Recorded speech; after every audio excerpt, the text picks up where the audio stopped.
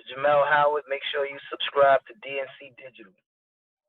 What's going on, everybody? It's your boy D from DNC Digital, back with another episode of DNC Radio. Today's guest is Jermel Howard. Jermel Howard is a very talented actor / musician that's doing it big. He's been in the first Purge and the Brave One, among other movies. And we're going to talk about his career, among all the other things that can be done, how COVID has stopped Hollywood, and if production has started all over again. So, Jermel, welcome to the show, man. How you doing? What's up, man? Thanks for having me. Long time coming.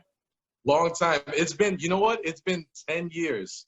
I think it was a little over 10 years ago. We were neighbors in Elizabeth, New Jersey, and I was meeting you when you were just coming up. At the time, you were a rapper, though, and you were coming out with some real cool stuff.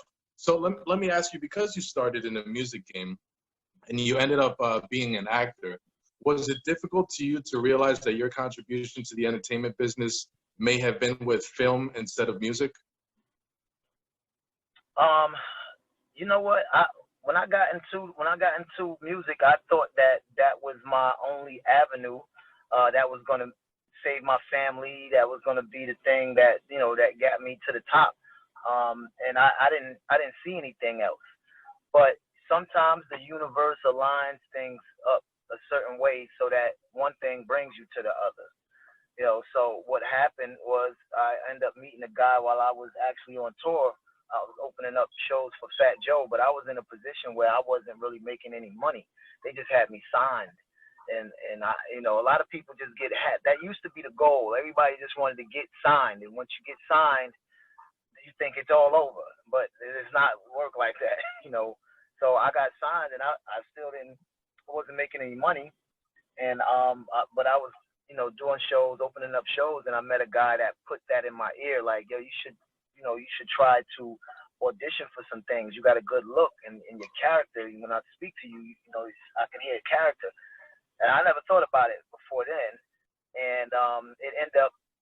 That ended up planting the seed in my brain, and I watered it. After a while, I went for an open audition for something, and I booked it. It was a Burger King commercial. And when I got the check from the Burger King commercial, then I knew that, wow, that was, I didn't have I should probably be doing this. Right. Like, I was like, wow, okay, I don't have to fight for that. I'm not still in the street because, I got like $20,000 from that commercial, and it was like that was the first thing I did. So it changed my perspective, totally on what my direction should be in life and how the universe was aligning things for me. So when I looked at it in that way, like, okay, maybe the music was a step to get me to here. It changed my perspective, and things start working out, because then I started homing in on that alone, knowing that this was actually the calling. When you were doing music, you were already getting experience, like filming music videos, having meetings with people. So do you feel prepared you for the entertainment business as far as shaking hands and learning how to talk to people in certain meetings? Yes, man. When I first started in music, I didn't really know the business that well, so I got taken advantage of a lot.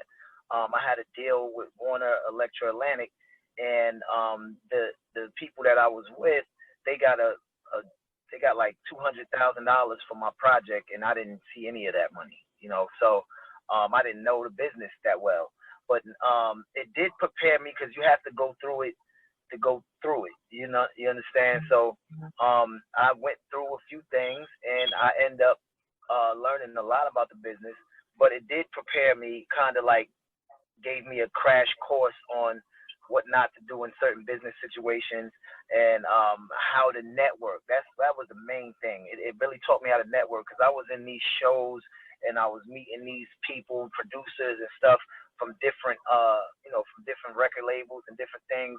But now I know how to talk to them, because it's the same thing in film. You're meeting different directors and casting directors and producers. So it did prepare me in a sense. It did prepare me.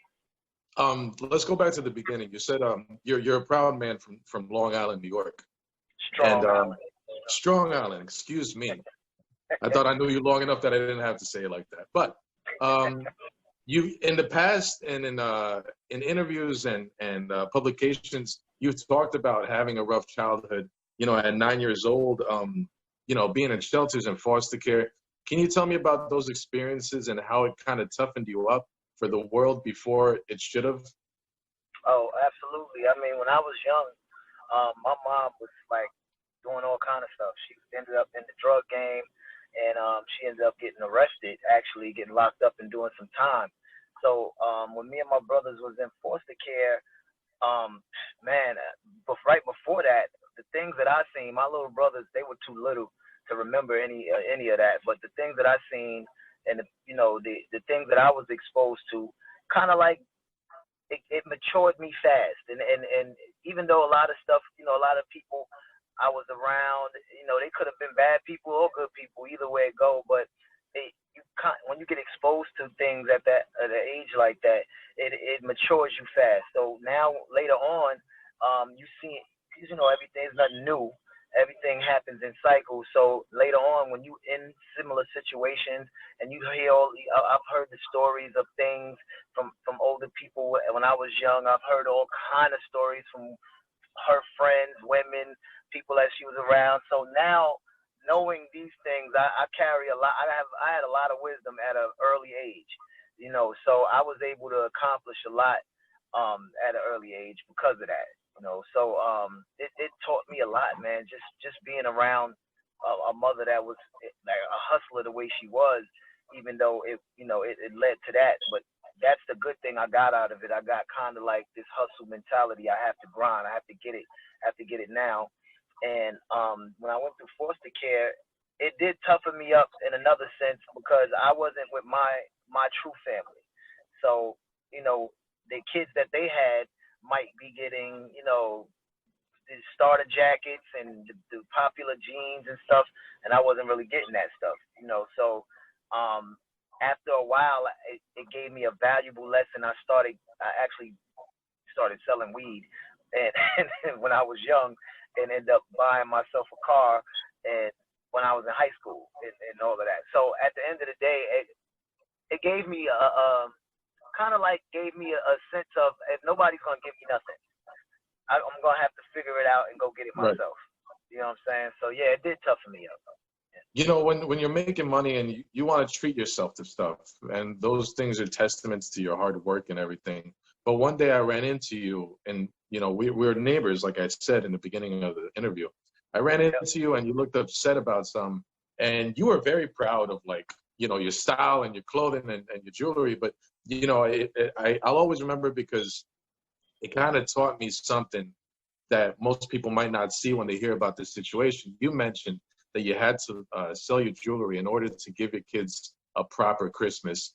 Did that teach you something about materialism and what is really valuable in life? Yes.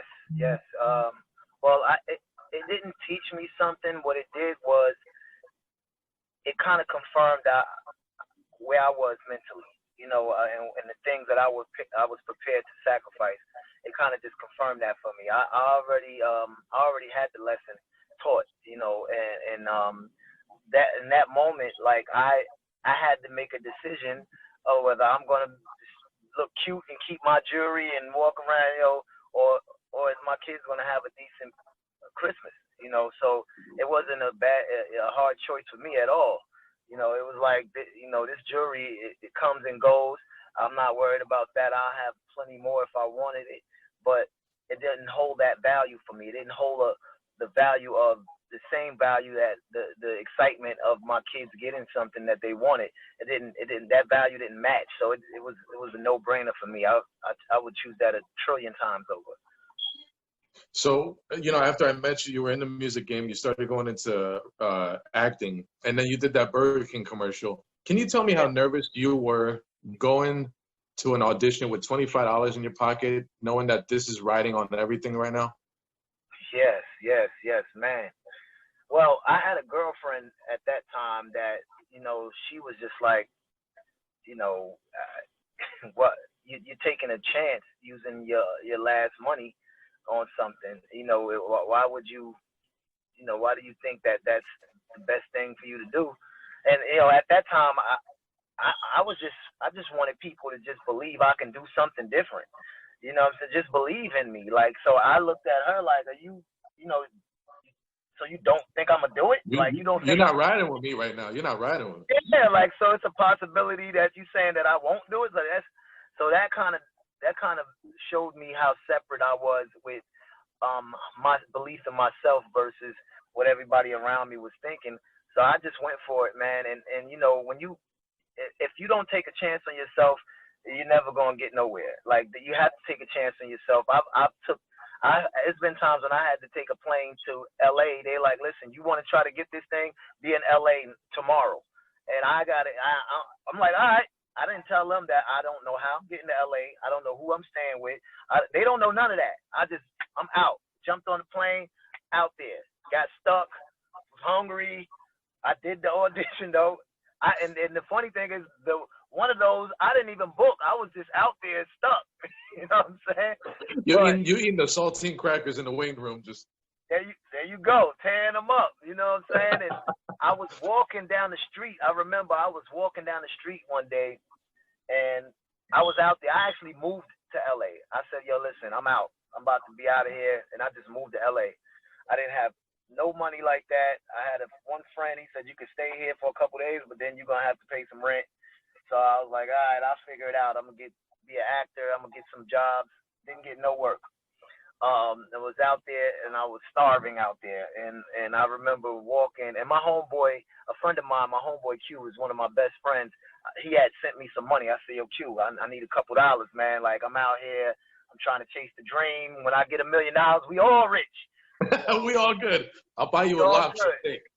You know what I'm saying? So, but it didn't happen. So I ended up getting down on my last couple of dollars, and I was walking down the street, and I just was like, let me just take a walk. And I'm just thinking, and I found $20 on the ground. I had literally $0 in my pocket. Found $20 on the ground at a light crossing the street, in the middle of the street, on an off-ramp that's coming off a highway. So I'm like, it's probably 1,000 cars pass through here coming off the highway.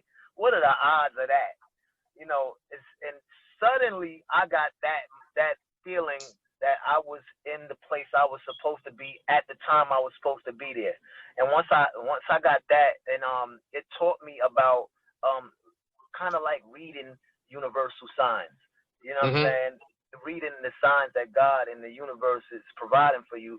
And then once you learn the language of the universe and how it aligns things, it's not a coincidence no more. You like, you got it. I know exactly what's supposed to happen now. Yeah. There you go. So I ended up meeting a writer when I was out there, and that's probably the reason I got aligned to do that.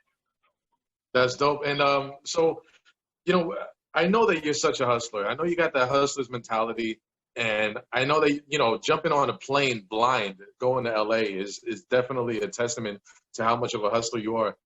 So other people might not be used to it. Can you tell me about that story of when you did the Brave one and you called the director into your trailer? Right, yeah. Man, like, you know, the Brave one was it was my first movie. So, and mind you, this is the first project I was on, you know, and that was a movie or a TV show. The Burger King commercial was the first thing I've ever done. And then it was like a motion picture nationwide. Jodie Foster, Jesus. Biggest actress in the game at that time. She was the highest paid actress in the game.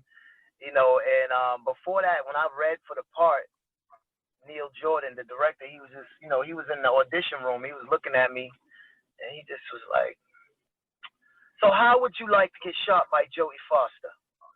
I was like, I'd love to get shot by Jodie Foster. Yeah, absolutely. Yeah, you know, he was like, all right.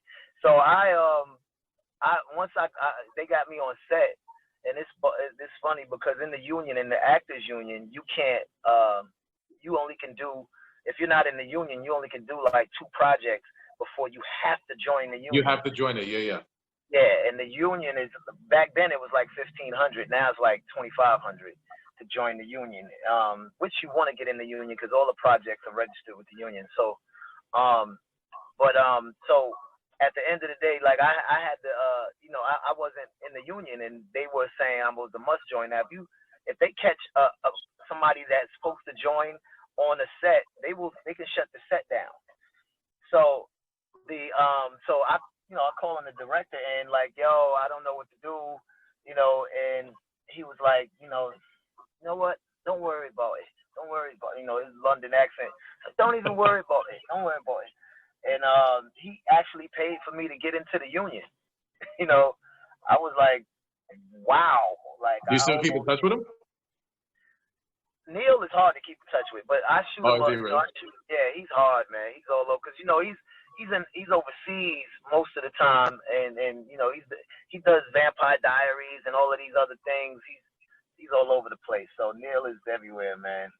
Good director though, very good director, man.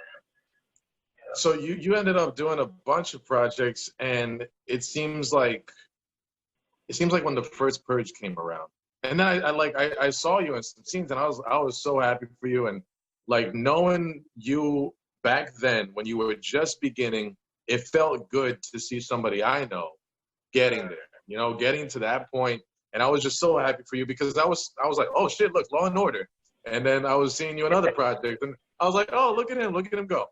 But then it seems like the first Purge was the biggest project to date. So when critics are all over a movie and there's some high expectations for it, do you feel like that's an added pressure, or do you feel like it's just another job, or do you actually take the gravity of what's going on? I knew when I got the call to do the Purge, I knew I was just coming off of Power, and the director actually, he said, I seen you, and he said I seen you in Marvel Luke Cage, and I loved your performance. That's what made me call you. So when I went in to do the read for it, I literally, I was like, when I'm reading it, I'm like, yo, this is gonna cause some controversy. I was like, this is serious. Yeah. Because it wasn't like the rest of the Purge. I'm thinking it's just gonna be some horror, they running around killing, and I said, nah, this is a message, and I want to be a part of it, and so we did the read, and I already knew what was the pressure of what people were gonna think or how it was gonna affect everybody was definitely heavy. But at the time, with all of the things that were going on with racial injustices and everything that was going on, it was just like perfect timing. You know what I'm saying? To show America their own face, because in a situation where killing and any crime is legal, the first thing some of those people did was look for black people to kill. You know what I'm saying? In the movie, you know what I'm saying? So clearly, robbing a bank ain't in your mind. So clearly, you don't want to. You ain't trying to get rich. You're just trying to kill black people. So it kind of like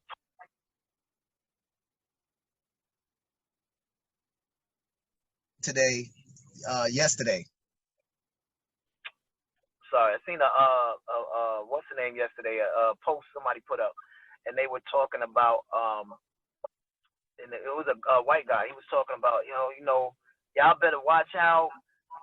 Oh, yeah. The one guy is saying that we're coming if Biden wins, and he said, if Biden wins, we're coming. We are ready for war. Y'all not ready for no war. We coming for y'all. And I really. Okay, so as a black man, what's your approach to that? Do you want to promote peace, or are you saying, no, go ahead and come, and we'll be waiting for you too? Well, at this point, you got to understand where that having an understanding of people and having a better understanding of psychology, it will give you an understanding of the situation. There's no fixing somebody like that. You know why? Because his family and their family broke him a long time ago. He's programmed now, so it's autopilot. So that hatred he has in his heart, he can't release that. You know what I'm saying? Like, for instance, when you train a pit bull to fight, when a pit bull is just bloodthirsty, and they've been training him, and they've been having the chains on his neck, and he's been fighting and beating them, and he's just a crazy killer.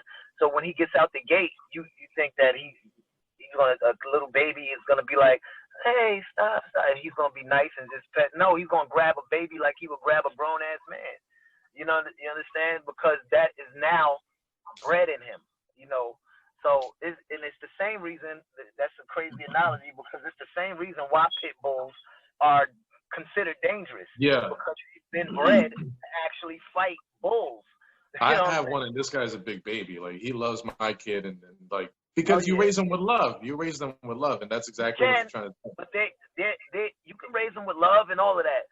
But keep in mind this, like, and there might not ever be a situation. He might just be a sweetheart forever, and that's cool. That happens. That happens a lot. I had a pit bull, a brindle, tiger stripe pit bull named China, and he used to love my kid. Everything was good. Never had an issue with him until until he was dead. So I never ever had an issue. But for the most part, there's a part in the brain that responds to certain things and it'll click. It's just like a switch. Some people never hit that switch on some people. It's like basically the part of the brain that turns the crazy on. You know what I'm saying? Mm-hmm. Yeah. Yeah, if you gotta acknowledge that switch, and that's in the humans too. You have a girlfriend and y'all talking, and then you like, I'm not gonna say nothing about her shoes. As soon as I say something about her shoes, she gonna trip out, and then she's gonna curse me the hell out. As soon as you be like, yo, them red shoes? I don't like red. Like, what? Like, now you don't like my shoes? You like my shoes? And then y'all fighting. There are people with triggers like that. They call psychological triggers, and some of that is bred in your blood. Like, you have no control over certain things. Like, I don't give a damn what me and my brother doing when we arguing about basketball or something. Like, we are like two strangers. Like, we can argue. It's damn near especially if he insults LeBron, right? That's a whole fact. Not a little fact. That's the whole fact. Yeah, man. Yeah, I don't think that those type of people to wrap that question up. I don't think that those type of people that have that much hate in their heart, I don't think you can really change them. I think you just need to be aware of them and protect yourself around people like that, because clearly they are out to hurt people. Seeing how much you've learned over the years, and you talk about life is about frequencies. There's a cool quote that I want you to kind of delve into. Can you tell me and teach me? You know what? Because I'm man enough to say that I didn't know this until I heard you say it. Can you talk about wealth being a state of mind? Because when I say that I don't need anything, I've said many times I'm rich. I got my kid, I got my health and happiness, I'm good. But can you talk about, because you dove a little more into it during that interview, talk about wealth being a state of mind. Yeah, I think that when you look at people like for instance, like an example I give you, the owner of the building or the owner of, let's say, Microsoft, right? We say Bill Gates or one of them. Matter of fact, Jeff Bezos, Amazon, he owns Amazon. We know Amazon is worth a few trillion, or like $1 trillion now. I think he broke into, but yeah. He clearly, we know that one thing Jeff Bezos don't need is what? Money. He's good. Money. He don't need no money. So if that's the case, why won't he just shut everything down now that he's a trillionaire and just say, I'm good? Can't do that. You know why? Because he's wealthy. He's not rich. Wealth is when it's automatic. You cannot stop gaining. You don't want to ever stop gaining. You understand? Like, there's no pause button. The person that made McDonald's is gonna he's dead, but the McDonald's are still gonna go. It's like it's wealth now. It turned into a wealth machine. It's never gonna stop. It's always gonna be new ones popping up and new ones popping up. And he's been dead for a long time. And when you understand what wealth is and have that, you're basically on autopilot in any situation you're in. As far as business goes, you're not stopping for nothing. And no matter what, like my ex-girlfriend, I had her, she was like, I'm in a position where I'm in this office. I'm working for the top lawyer attorney in Jersey, and I'm doing this and that. So I'm good. And I'm like, you still saying you're working for, so you're not trying to be wealthy, because all I hear is you're working for. When you put the for in there, that means that you're not trying to be wealthy, because you stuck there. Now, if you're saying I'm working for this person to get to this level, then that's now you're thinking wealthy. Or if you're saying, like I said, let's start with this. I ain't saying like start your own firm right now and none of that, but let's start with this. How about becoming a manager somewhere else instead of being somebody's right-hand secretary in the top office? How about running something else and you're running it? You know what I'm saying? Because your credentials are so high because you work for this firm, you can actually take any business and be a manager in any business and run the business or create your own business. So I gave her the thought, and then she was like, oh, I didn't think about it like that. Yeah, stop putting in and applying for assistant, this and that, and start applying for manager, general manager, this, that, and so. And then that turned into her next thing after she actually got a job with a what you call patent. She got a job as a managing a patent attorney's office. Oh, okay, so okay. She stepped up. Then I told her, I said, now she's like, I want to do something else. The wealth started kicking in. Oh, I see that. It made me proud because I didn't tell her that, but I told you. I just looked at her gave like, her that little smirk, like, oh. Yeah, because now she's like, I want to start a business. I'm like, So now you was happy with where you were before. You was happy with just being in that circle and working as a secretary for someone, and you was happy. But now you jumped up 2 levels, because now you went from that to managing, to now you want to own your own. And I told her, I said, your name sounds great. You should actually put your name on a product.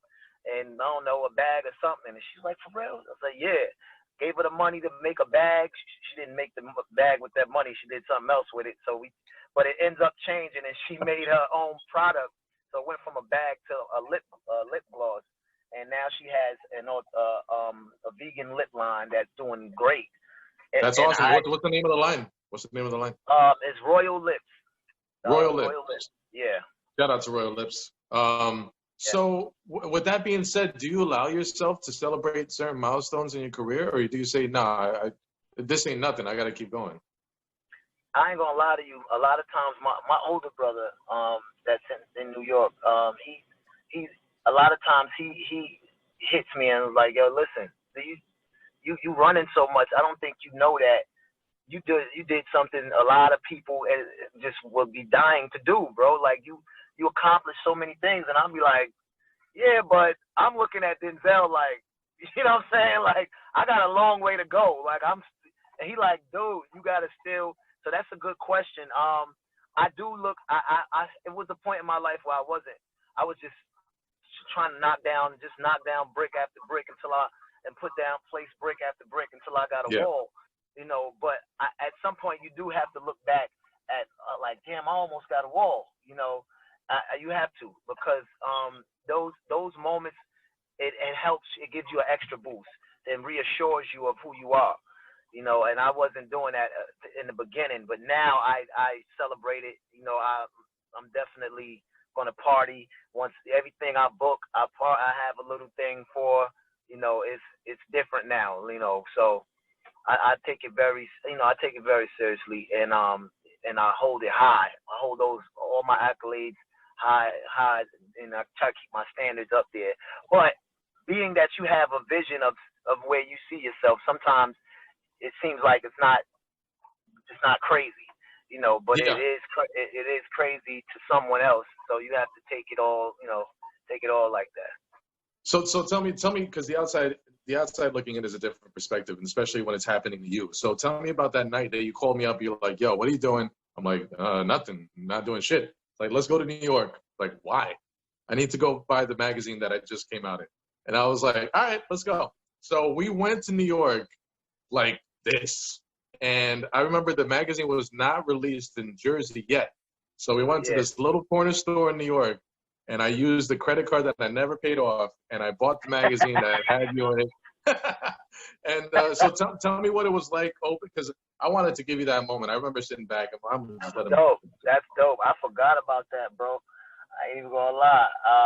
That was a dope moment because at the time my girl told me again. This is the first time I was in a magazine. This was huge business. This was huge for me. I never been in a magazine. Right? Was it Academics? Academics. They had billboards in the city and everything after that. And but I never been in a magazine. And I told her, I said, "Yo, we gotta go, we gotta get to the city. Like She's like, "Well, doesn't it come out tomorrow? Like, we can wait till tomorrow." And I was like, "You can wait? Like, you can wait." What if I know she was in a mag? I'm like, we going to get 10 of these shits right now. We're going to the factory right after it's pressed. For real, like you can wait. That's what I looked at her like, you can wait, and that right there gave me a different feeling about her also. But yeah, that was dope, man. We was out, and yo, I had to see. Once I seen it, it gave me that assurance that I am where I'm supposed to be, and I'm doing what I'm supposed to be doing now. You know what I'm saying? Let me give you another cool memory that we got. If you remember this, I think you said that your brother was on the song, the one that goes, "People know we don't play no game." That's my man Jay Nix, my homeboy. So in that song, you have a bar that says, I forgot the first one, but it says, "I need more determination. You want some other shit. This is the stuff that I feed my brothers and mothers with. My dog, I'm loving it." Little brothers with, dog, I'm loving it. Yeah. All right, so now you see how much love I got for you, bro. These are memories that I still got with me. So tell me where that bar came from, and tell me who it was. I know it was in an elevator with a certain somebody, but I'll let you tell the story. Yeah. I a while back when I was just into the rap thing, I went to a barbecue with a friend of mine, my homeboy Low, who was in a group back then called H2O back in the days. And I went to a barbecue, and the barbecue, I'm walking, we ended in the backyard, and I'm like, wait a minute, that's Ja Rule. Wait a minute. That's Irv. Wait a minute, that's Jay-Z. I'm like, who the hell house is? So we end up in a barbecue at Jay-Z house, and I end up talking to this guy, this white dude. He owned like Bentley companies, and he's like, "Yo, asking me what I do," and I said, "Well, I rap." And he said, "Oh, I own a Bentley company. Jay buy all his cars for me." He said, "You ever talk to Jay about rapping?" I said, "Nah, I never met him." And Jay was like right behind us, and he was like, "Well, this is Jay. Jay, this is what's your name?" I was like, "Oh, Sharp." Like, "Oh, this is Sharp." Everybody call him, and he was like, I just told him, "Listen, I got some stuff you need to hear, man. I'm not like the average person. I spit, you know what I'm saying? I got lyrics." Mm-hmm. He was like, "All right, well, come to the office." So I already stayed in front of Def Jam a lot, battling people. So every other day, at least I was going to Def Jam, battling people. So one day I'm out there battling people, and he slides in, and he comes in, and everybody like, "Yo, Jay." So I'm like, hold up, all right, this is the chance right here. So I follow him in the building, and the security know me because I stay going to the building, and they seen Jay go up, and they let me up. Like, "Oh, you okay? Go ahead. Yeah, I seen him. Go ahead, let me up." So now I get up, and we get in the elevator together, and I'm like, "Yo, Jay, man, you told me to come through. I'm here." He's like, "Nah, I didn't tell you that." I was like, "You definitely told me that, bro. You told me, come to the office or whatever." And he was like, "Yeah, but," he was like, "Yeah, man, but you're going to have to, set up a meeting, call the desk, call the front, and try to." I said, "They ain't going to, can you do that? Because they not going to believe I spoke to you, bro." Like, Yep. And he was like, "Listen, man, I can't do that. And you need more determination." Sounds like determination. I'm past your security with no pass in the elevator with you. Like, how much more security do you? And he was like, "Hey, listen." And the doors open, and he was talking, and I just backed up and let the doors close, and I didn't even listen. But at that moment, I didn't feel like I needed that wake up. You know, I needed to feel. I needed to know that. Do you feel like he was right? No, I didn't. I do feel like he should have listened to what I was saying. You know, Okay. at least hear me. I got that far. You know, what Yeah. yo, let me hear what you got. You know what I'm saying? So I don't believe he was right because I was up there he didn't know my story. I was up there every other day battling people in front of the label, and I wasn't even from there. You know what I'm saying? Like I didn't even live near there. You know what I'm saying?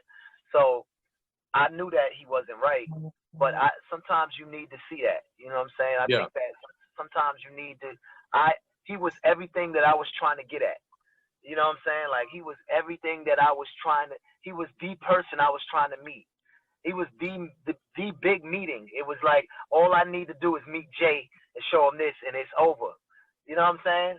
And I got crushed. Look. So Jay-Z used to say he can't knock the hustle. So it sounded like he did because you got through everybody. You made contacts. You shook hands, and you got in the elevator with him. You saying that he was everything you wanted to be. Did you want to end up to be at that level where you would tell somebody, you got to make an appointment. You got to call my people. Do you feel like the higher you go, the more office type professional stuff, type procedures you think that happens as people go higher? Well, I'm not mad at the process. You know, I have no problems with the process. And yeah, that's needed and required so that you can filter out, the bull from good, authentic things and talent. So okay. I'm not upset with the process at all. But at some point, some people's story is compelling, and I would look at everything around me. Like if somebody's in my building past the security and you don't have a security pass or a pass at all, and you're in the elevator with me, Jay-Z, I would be like, how the hell did you get here? And I'm like, I met you before in your backyard. You told me to. I would think that. Let me just hear what this kid sound like. He got this what far. You got? What you got? Say me here something. Even you if got 30 seconds. Go ahead. There you go. Even if it's just like listen, the elevator about to stop and go ahead, me or something. You know, even if it's that. But if you telling me that, go set a meeting up, just blind set a meeting, you're not calling Def Jam setting a meeting up with nobody. They're just not doing that. So I'm not mad at the process. If it was a process that was like, yo, listen, you got to go through this, you got to go through that, and you got to go through that, and then you can get to this. Let me know. I'll do that. But that wasn't presented to me, and those type of things never happen like that because you got to know somebody higher up that's gonna walk those meetings in the door. So going back to the first Purge, unlike Jay-Z, you were working with somebody that you give a lot of credit to. And somebody that, you talk about that he took you under his wing. Can you tell me what Gerard Mcmurray means to you? Yeah, Gerard, man. Gerard, when I met him, when I read for that part for the movie The First Purge, it was like, he was like, yo, I chose you, bro. He was like, I chose you because I believe in you, and I've seen you on the Marvel Luke Cage, and I believe in you. So he's the type of person that he's not doing open auditions. He's watching things and like, I like this guy. You know what I'm saying? So while we started shooting, he just was like, listen, it was a couple times. Now, that's a lot of content. They changing script as we going. Sometimes they changing script the day before, and you got to know that. You got to remember all of that, everything. So it's a lot of content. And one time we was rehearsing, I believe the scene that when the truck flipped over and he was shooting, and then he called me after they blew up the truck, the ice cream truck, and all of that. Okay, yeah. And he called me, and I came over, and I was looking like these are mercs, and I seen them and da. So we was rehearsing that scene, and I forgot the lines. It was just rehearsal though, so I forgot the lines. Gerard was like, "Yo, listen, man, come here." He said, "Get it right, like right now." I say, it's gonna be right, bro. Like, I'm gonna be all right. Like, we ain't even shooting the scene yet. He was like, no, no, no. He's like right now, right now. Like, I was like, all right, like, you know, he put the pressure. Get out of my personal space real quick. You're in my bubble. You're in my bubble. Like, I was like, all right.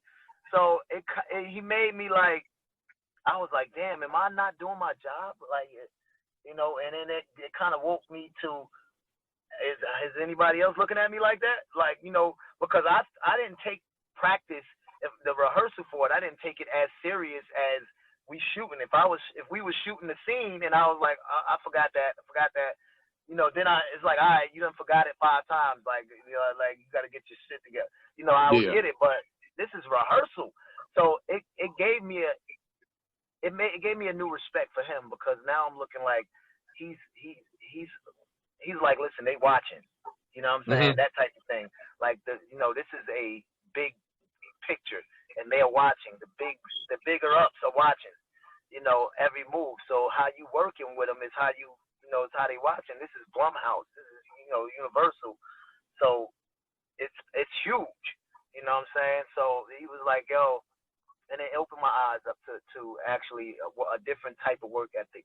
So now I approach those rehearsals different. You know, I approach those rehearsals all business. Like, you know, there's no plan. In the past interview, you talk about Denzel Washington being one of your cinematic heroes. And then you said that you kind of learned how to do method acting when you were standing there on the set of American Gangster, and he was becoming Frank Lucas by staring at you, except he kind of didn't know you were there. So he was just getting into character. So you said you learned about the method acting, and you become the character on set, camera on and off.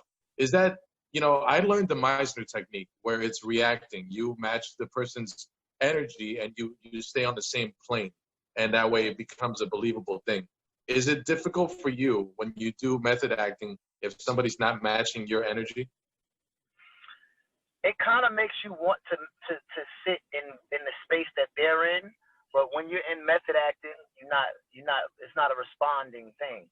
When you're in method acting, it's, you know, the best acting is when you're not acting at all. You know, that's when you're actually acting. You know what I'm saying? So, because you kind of like inviting your experiences and projecting them through that character. You know, I'm doing a role where, you know, like I'm playing Tretch in the Salt and Pepper movie. I invited different parts that I used to rap. So I invited some of those experiences and projected it through his character. You know what I'm saying? Using his character as the instrument. You know, to project it through, if that makes sense. So more like, you know, all of these situations, and like when Denzel was staring at me, when he was looking, he was just staring in the spot, and I'm thinking that he's looking at me, he's looking through me. When I move, he's just staring there. He's basically finding his experiences that he can project through the character. You know, that's what I got out of it. So now, I learned how to do that, and it's important in acting, man. You gotta, and it's not, you know, it's not just method acting. There's other styles of acting that are, you know, there's other styles of acting that are similar, that you can pretty much get some good quality scenes out of from using. But the main thing is just to not consider it acting, and just invite your experiences or experiences that you know into the character, and find a relatable situations, you know, that you can find it to. Even if it's, you never, you know, it could be about robbing a building, robbing a bank, but the content in robbing a bank, okay, you're going to carry out those actions, but the content, the dialogue in those things, you got to find something similar. You got to find an experience that you can relate to, that you can project that through that character, and then you rob the bank with all of that going on. You understand? Yeah. So, you know, you as an actor, you've been fortunate enough to visit your past life as a musician in these roles. When you played, you know, you're playing Tretch, and you played, you were in All Eyes on Me, the Tupac movie. one cool one that I saw is that you started a project as a biopic to Al Green, the Reverend Al Green, and Yeah. it just looked like so much fun. And I've learned that you were the one that wrote it, and you were the one that handled everything. So when it's your own project, what do you think is the most challenging thing that you've encountered? Oh man, budget. Finding the budget. You know what I mean? That's huge. Everything else flows easy. The creative part is the easy part because it's something you love to do. So you're gonna be able to do anything creatively, but the budget, just getting people together for the least amount of money because it's on your dollar. You know what I'm saying? That's the whole challenge. And I originally did it because I wanted to show casting directors that I didn't have to just be the thug in the street or be the gangster. And that I'm an actor. I can actually get into other characters. And instead of, because I wasn't getting cast for those type of projects a lot. So I said, what can I do to show them something? And also I can actually use to shop and get my own deal for my own project. And I came up with like 3 people. I love I love getting into makeup and character hair and all of this. I love doing that type of stuff. So I was like, who can I do that I can actually mimic? Because I can do a lot of people's voices. So I want to know who can I do? And you used to rap. You used to do rap impersonations. That was the best. Yeah, man. So I was like, came up with Al. Al it was an easy voice for me to get. I was like, Al's voice is easy. When he talking, he talk like this. You gotta. It's the same thing. When you're doing that thing. And I just love to do it. So it was easy for me to do Al's voice, and then singing. His singing is amazing. I was always an Al Green fan as well. Anyway, so I chose Al. We did it. I called some friends. I called a couple people that helped me pull some resources together. My friend Darcel and a couple of other people. My homeboy Slick, who shoots for Love and Hip Hop. He's the camera director on Love and Hip Hop, Atlanta, and a couple of other people, man. And we put it together. A couple friends of mine. We put it together. Scrappy, little Scrappy. I called Scrappy. He actually plugged me to his homeboy, which had all the old school cars and stuff like that. So that's how that came together. I can't wait to. It just looks like so much fun. I'm a big fan of Al Green, and the mere fact that it's just dope. It just looks so dope. I love it. Yeah, man. So for all the people out there that are like, hey, I want to do acting, I want to act, I want to be in movies, I want to do commercials. Can you tell me what's one of the things that people focus too much in the entertainment industry, and one thing that people don't focus enough on? I think people may focus too much on trying to get the biggest thing in the world. Like, I'm trying to be Marvel right now. I'm going to be the next Captain America. I mean, you aim high, but you got to know that there's certain politics and stuff like that as well. And anyhow, you want to be prepared. You know what I'm saying? And you have to have some experience to be prepared, because roles like that, you want to be able to be like, I killed it, and know that you killed it. So if you jumping in something with no experience and you think that you're going to get a lead role, if they say, yo, listen, I want you to play lead, I want you to be, Black Panther, and I never acted in my life and I never did nothing, I'm going to be like, they're going to think I'm horrible when everybody see this. Like, why did you play him? Like, you shouldn't even. Why did we hire this guy? Who invited him? Right. Yeah. So you want to. If you're starting off, you should try to do everything you can to get as much experience as you can. Like when I was first starting off, I was filming before I even started that. I was filming little skits and doing a little this and a little that. Way before they was doing these Instagram skits and all. We've been doing that. Me and my little brothers, we used to do little videos here and there. So I was already in practice mode for this and being prepared for it. So one thing that people do, focus on the least is the actual mastering their craft. And sometimes I'm guilty of it. There are times that I got like a few hours in a day, and I might look at LeBron stats instead of looking at a acting lesson. You know what I'm saying? Like sometimes that happens, but for the most part, when people first starting, that should, and that's in your heart and that's your passion, that should be all you looking at. Aside from at night when you about to fall asleep, you watch one of your movies or whatever. But besides that, like if you got time in a day and this is what you want to do, that's all you should be doing is watching performances, watching people for specific performances, and learning the things that you need to sharpen up so that you can master your craft. If you don't have that type of dedication, then you're not gonna make it in nothing. So, damn, that makes a whole bunch of sense. I'm thinking of that right now, and I sometimes I sit there and I just watch interviews. Like I don't even know the person who's being interviewed, but I just want to see. I just want to see how questions are being asked, how things are being worded. You can ask this question, but you can stretch it out and make it sound so well. You know what I mean? Yep. That's called you doing the homework. Yeah, definitely. I try my best. I do. So in the entertainment business, you talk about the $20,000 check that you got from Burger King, and then you got these things called like residuals. You got, the cut of merchandise.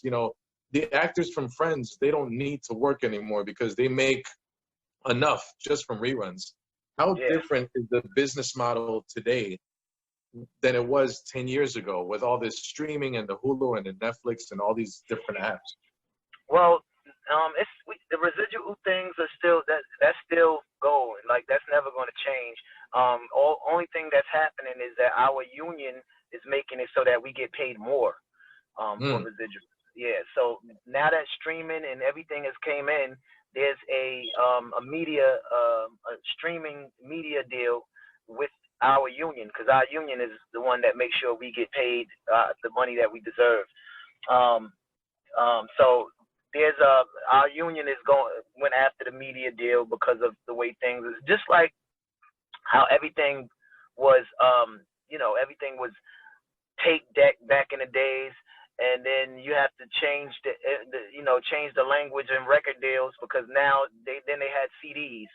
And now the language has changed because now it's streaming. Everything is streaming. There ain't no CDs. Mm-hmm. So so it's the same type of thing.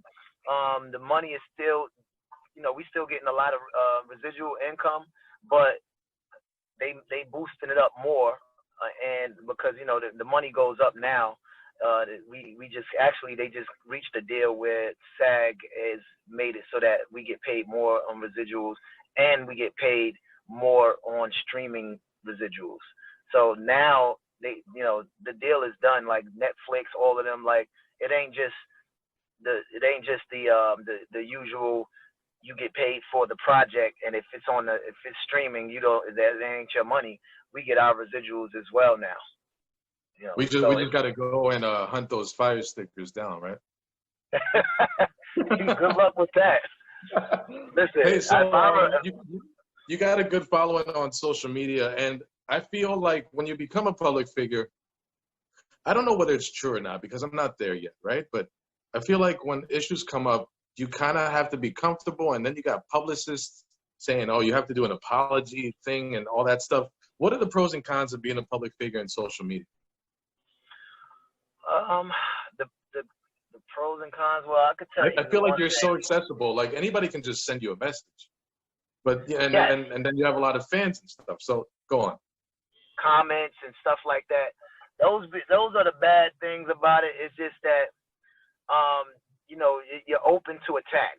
You know what I'm saying? And that being any public figure, like 50 Cent got 100 million people on his thing saying, yo, this, that, you should have did this, you don't like your son, you did.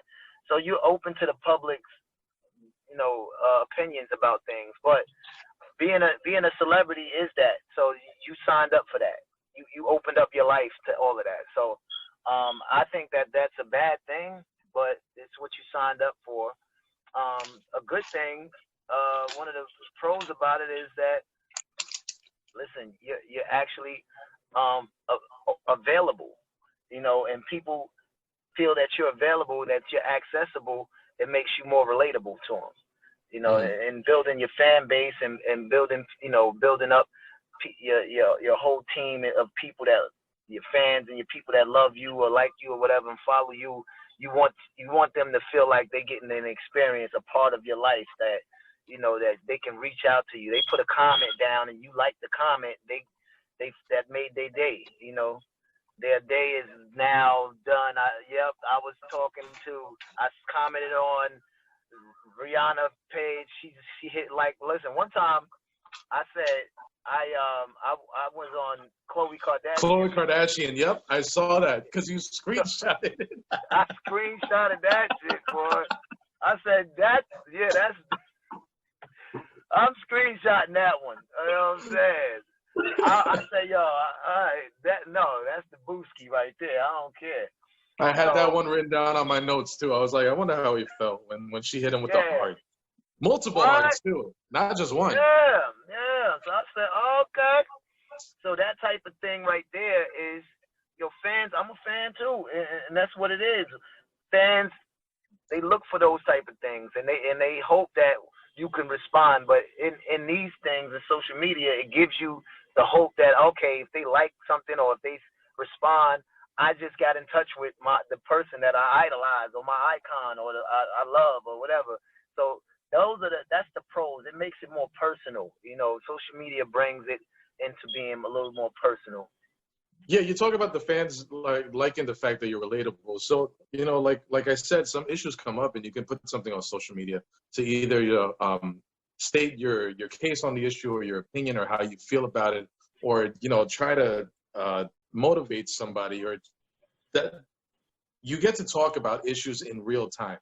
So with that being said, how important did you take your episode on Lisa Everett's Street Soldiers? Because you got to talk about some, you know, good stuff, and people that might not hear you talk about these things, now you have a platform to go ahead and talk about it. Yeah. Well, here's the thing, that whole episode was so important, man, and shout out to Lisa, man. She raised a good episode because it's a lot going on with the gun violence, and the problem we had the problem we still have is trying to solve it. Okay, a kid can walk into a school and shoot up a school, and he has these M4s and ARs, all these guns that there's no reason why an 18-year-old kid or 17-year-old kid, 18-year-old kid should be able to legally go buy a assault rifle. It's for assault. You know what I'm saying? So, like, that's what the name is in the damn rifle, you know. So why is that legal? And you try to knock those questions out. You know that Barack Obama was the president. We had Clinton was the president. We had Kennedy was the president. We had a bunch of presidents that were okay and that were good. Why don't we have any gun control laws like that? And the answer is this: the NRA. These dudes are basically dumping so much money into government that nobody wants to go against them. So you can't say anything because they hand over big ass checks. There you go. So at the end of the day, that problem is never going to change. It's an 18-year-old is always going to be able to walk around with an assault rifle because they feel that, listen, that's how they selling guns. They feel like they can sell their guns to 18-year-olds. They're not going to pull back their money. Like, they're not stopping that for nobody. So they don't care, you know. They're not in the streets walking around and bumping into an 18-year-old with an assault rifle. No, hell no. One of them need to. One of them that's one of the higher ups in their community. I mean, in their whole circle of in the NRA. One of them in their corporate world somebody needs to run up in their building or bump into them, or they end up in a building where an 18-year-old acting stupid and do something stupid with an assault rifle. So they can look at their own gun and be like, "Oh shit, that's my gun." Yeah, that has my name on it. That's not good. Exactly. So we're coming to the tail end of this interview. Jermel, I want to thank you so much, man. It's been so cool to know you all these years, and the fact that you're Well, what do you know what? Another question. What do you credit your humbleness to? Because I can still hit you up the same way I used to hit you up back in the day when we were neighbors. And it's, you know what? It's refreshing because a lot of times people get big and they forget about you or they don't give you the time. They can't even say what's up. You still play basketball with my brother, and you probably see my mom a couple times a week. All the time. Yeah. All the time. And I remember you and your brother used to call her auntie, and she loved you guys. But so what do you credit your humbleness to? What do you credit that to? Yeah, just the way I came up. You know what I'm saying? Everybody been through something, and you know, the way I came up with me, my mom, and my brothers was different than a lot of people. You know, we had a relationship, and we was just grounded in integrity, especially between us and our circle. So I kind of carried that with me, and then other experiences in life allowed me to see some things that keeps me humble. That's just one of my that's just my creed. You know what I'm saying? I live by. Like I'm not gonna change who I am for anybody, and it's hard. You're not gonna be able to let your light shine if you walking around with those type of things in your heart, with hate, conceit, you know, all of those things. If you're walking with those in your heart, you can't. Nobody's gonna be able to see your light. So I've always been that way, bro, and that ain't gonna ever change. That's in my DNA. Well, I appreciate that as an old buddy and as a fan now. Like I really appreciate that. So I just have I call this the lightning round. I'm just gonna shoot you some questions and you hit me with the first thing that comes to mind. All right. If there's one hip hop song out there that you wish you can remix and have a verse on it, which would it be? All Eyes on Me. Oh, okay. What's the most surprising thing in your playlist? Say it again. The most surprising thing in your playlist for anybody that knows you. Never would have made it. The church songs. Oh, okay. Oh, okay. So I remember one time I passed by you in the hallway. You had a fur coat on, and I was like, "This motherfucker! Look at him." Can you tell me about buying your first outfit for your first red carpet? My first outfit, I didn't buy it. Somebody, I had a designer, actually a stylist, actually go and pull some clothes from a designer. So I didn't actually buy anything. I got the clothes, and then they were returned. I think my first red carpet was I don't even remember what was the first one, but was it Power? Maybe it might have been Power, but it was an outfit that the stylist actually took it from. You know, they went and got clothes for me, and they returned them after that. I think I tried to keep one of the shirts.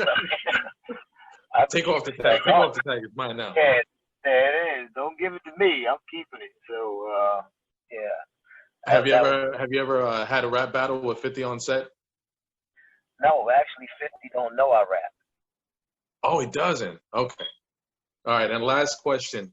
What would be the first thing you say to Nia Long? You fine as a motherfucker. Yeah, that Nia Long is my long-lost other half / potential baby mama / You don't know it, but that's wifey right there, right? Yeah, she don't know it though, but we've been together for a few years. Yeah. That's baby. That ain't just baby. That's baby. Jermel, let everybody know where they can find you on social media. Yeah, make sure you follow me. My name is Jermel Howard, Howard. It'll be the real Jermel Howard. And that's on everything. The other social medias is just Jermel Howard. Make sure y'all catching me on the new Salt and Pepper movie coming out, playing Tretch, and all that good stuff. Play Tretch in the Salt and Pepper movie. All Eyes on Me, Law and Order, The Brave One. You can catch him in the first Purge, being repeated now on FX. I saw it the other night. And Brains on Power. Jermel, thank you so much. I wish you all the best. Oh, you know what? I'll put you on the spot right now. So I'll just let you know. I'll pay for my plane ticket, right? I'm gonna pay for the plane ticket, but let me just get a spot on your next project. A spot on the next project? All right, let me check. I'm gonna check into that. I'm doing something. Just, I don't mind getting shot. I'll get shot by you. How about that? Casting director's gonna look at me. How would you like to get shot by Jermel Howard? I would love to get shot by Jermel Howard. Yeah, like definitely. It's all good. So now we got that. It's in the universe. You believe in the universe, right? So we said that. What's out there in the universe? I'm gonna get a spot. Yeah, I seen your clips, your things, your acting things. I seen your work. So we're gonna see what's up. Okay, that sounds good. Everybody, you and your boy? What's that? I said the clips with you and your boy. I believe you. Yeah. We did a short film where I got shot, and for some reason, even though I got shot in the shoulder, my character thought he was dying. I'm like, why you gotta make me such a bitch, bro? Like. But you can catch me at DNC Digital on Twitter, Facebook, and Instagram. Anybody who has grown a quarantine beard, if you have any facial hair, a beard and a mustache, you guys can check out canyouhandlebar.com. Use my promo code DNC Digital for 15% off. Everybody, thank you guys so much for listening. That'll be it for this week of DNC Radio. Everybody have a great night. Take care. All right, brother.